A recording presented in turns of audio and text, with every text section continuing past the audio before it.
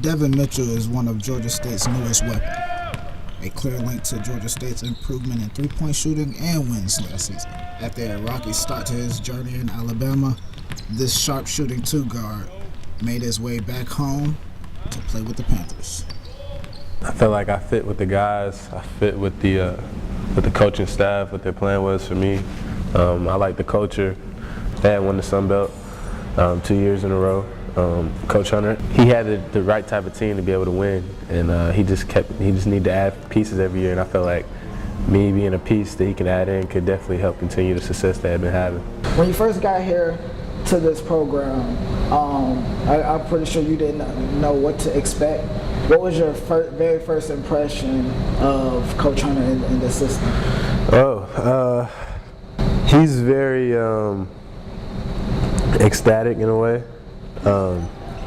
He kind of gets the rah-rah guy a lot from people that are just on the outside looking in, but he's a cool guy as far as just person to person, off the court, stuff like that. So I always related to him like that.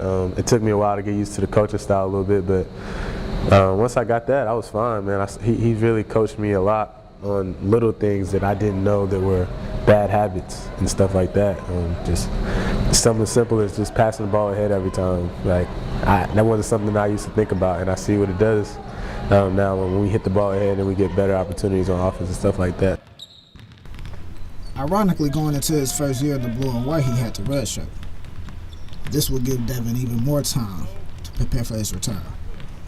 It was still good just to watch and just kind of take a break from the game mentally a little bit. I've kind of become more of a student since I came to Georgia State. I mean, I got to credit that to my coaches, though, really. Even though that I sat and watched myself, those guys really helped me kind of look at the game from a different way while I was sitting out. And even in film now, like, I wasn't really always a thinker of basketball. I just kind of went out there and did what I did, and that was it. But ever since I came to Georgia State, I've kind of I've done a better job at breaking down film. I felt like learning the system, trying to learn the system that year that I set out would be huge. Just it give me an advantage coming into the next year.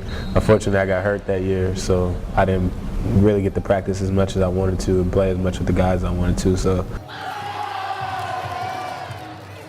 You sit out since 2015. Your first game back, you go 100% from the field. You go 3 for 3 within 13 minutes. Tell me a little bit about the emotions and thoughts that were going through your head before and after that game. I felt great after that game. It was just, I think that was more of excitement. I was good. Coach didn't give me too many minutes, and it was funny because I wasn't starting that game. Right. I found out that morning that shoot-around that I was going to be starting in the first game in the opener, so I was really excited, and I really just kind of rode that excitement. It was tough early on. It's kind of like a roller coaster emotionally, but after taking basically 2 years off, it takes you a second to adjust back to that. And, just your emotional, you being a competitive person like myself, it's hard. But as the season got going and I started to just kind of get back in my rhythm of things, I felt really smooth closing out, going into the second part of the season more than the first. I'm real close with a lot of guys on the team. Most of us are really close. I've known them a long time. So just being able to play with guys that you've always been around, I kind of know their games, they know my game. So that makes things a lot easier when you're making decisions out there on the court. With the addition of Devin, the team improved the 16-14 record to 20 wins and 13 losses, landing them in second place in the conference. And going into the tournament, Georgia State were favorites to win it all. As a team, I felt like we came up short last year, losing to Troy in that semifinal game down there in New Orleans. But we felt like we were the best team last year, and we feel like we really got that slip. The Trojans move on to the championship game. We would like to welcome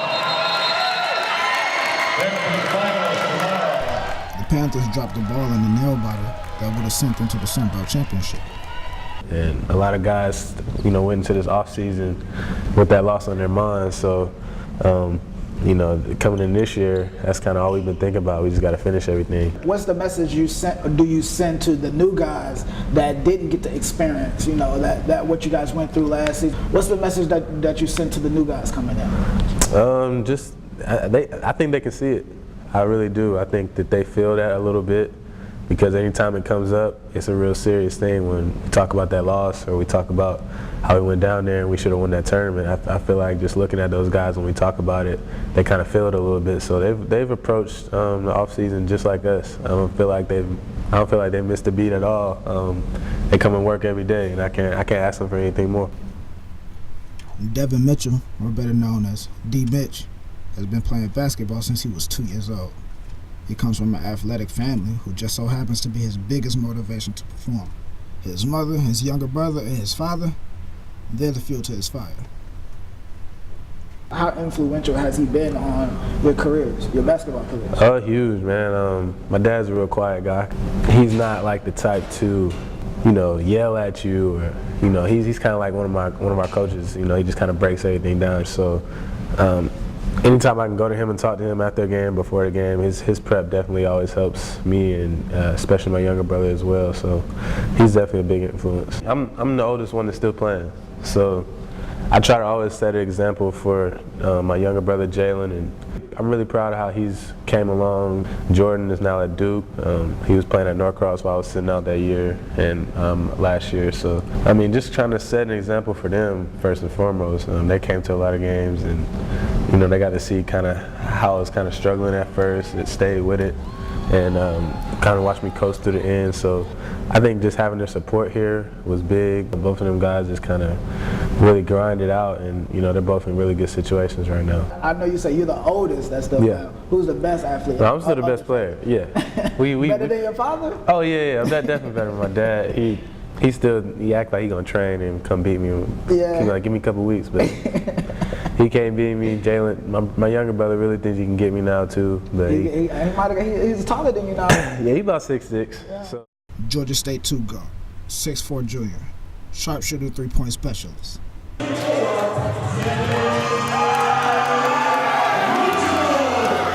These are things we do know about Devin. But him being somewhat of a journalist is something you may not. I like to write. You probably don't look at me and think that. It's kind of like basketball with it. I watch highlights. I go out there and try and do stuff.